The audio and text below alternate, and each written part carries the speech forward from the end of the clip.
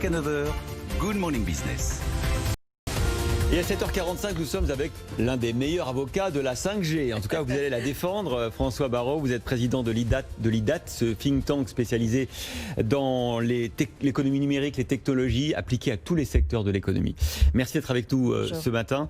J'ai lu le rapport, évidemment, l'étude de l'IDAT sur la 5G. Alors, ce qui est intéressant, c'est que vous dites que c'est pas juste une technologie supplémentaire, un peu plus de vitesse, un peu moins de délai de latence. Pour vous, c'est vraiment une rupture systémique dans les télécoms sans fil, à la fois pour les particuliers, mais aussi pour l'industrie. En fait, on vit une époque formidable, puisque de manière concomitante, il y a une révolution technologique des nouvelles lois de Moore. Vous vous souvenez, on double tous les 18 mois. Un microprocesseur. Là, on va multiplier par 1 million en 10 ans. La deuxième chose, ce sont les télécommunications. Donc là, on va multiplier par 10, 20, diminuer la latence par 50, comme vous le disiez. Et troisième chose, tous ces algorithmes de traitement des données, parce qu'il y aura des milliards de données, et une donnée est pertinente que si elle est corrélée avec des événements. Donc c'est une révolution technologique aussi importante que je sais pas, que le ferroviaire, que les moteurs à explosion? Absolument. On a connu les cycles de Schumpeter pendant 150 ans. Et là, on va arriver dans une transformation dans les 10 prochaines années qui n'a jamais été vue pour l'instant. En fait, on observe une sorte de cercle vertueux où la technologie va changer l'usage.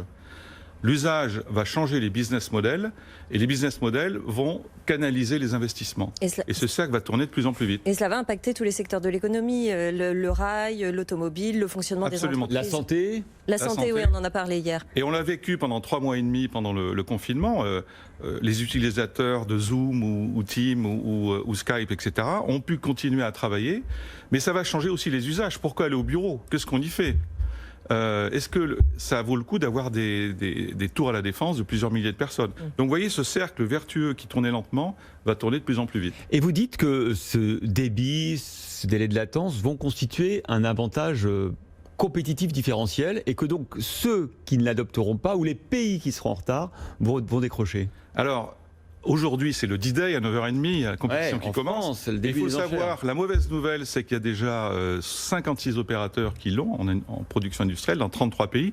La bonne nouvelle, c'est qu'il est en test dans beaucoup d'entreprises ou d'organismes gouvernementaux. Vous avez vu ce qui se passe chez Schneider. Ouais, on a eu un sujet dans les journaux qui était très intéressant avec l'entreprise 4.0. Donc on part tard, mais on a une avance sur les tests. Néanmoins, en France, on a un peu de mal avec cette technologie. Il y a un moratoire qui a été demandé par les élus et ça retarde encore davantage sa mise en service. Absolument. En fait, quand on regarde la 5G, il y a 4 choses. La première chose, il y a un aspect sanitaire. Alors j'ai tout entendu. Il faut savoir que les enchères sur les fréquences sont utilisées depuis des années. Il n'y a pas forcément, on n'a rien vu pour l'instant. La deuxième chose, il y a un aspect consommation énergétique. La bonne nouvelle, c'est qu'on va consommer moins, à débit égal, bien sûr. La troisième chose, c'est l'obsolescence programmée des milliards de terminaux. Qu'est-ce qu'on va faire de tous ces terminaux? Et la dernière chose, c'est la cybersécurité et cyber-résilience. Cybersécurité, parce qu'il y aura des multiples points d'attaque, et cyber-résilience, quand vous multipliez par 1 million le nombre d'événements sur le net, eh bien, il y aura des nouveaux bugs aléatoires qu'on ne connaît pas. Les tensions sino-américaines autour de Huawei, vous parlez de sécurité, de cybersécurité, elles sont légitimes, ces inquiétudes des Américains? Vous savez, c'est la guerre froide. J'ai eu la chance d'opérer pendant des années les services secrets anglais et américains. Quand vous étiez CEO de British Telecom? J'avais 700 personnes qui espionnaient, entre guillemets, votre smartphone aussi. Vous faisiez ça? Eh oui. Mais j'ai le droit de le dire parce que j'ai signé un moratoire de 10 ans. Donc vous nous espionniez. Et ça va continuer alors? Il y avait des technologies, ce qu'on appelle le web sémantique, c'est-à-dire une corrélation de mots.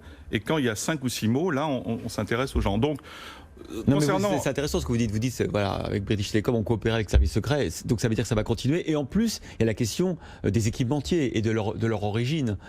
Et donc tout ce débat qui était soulevé depuis quelques mois, il est légitime finalement.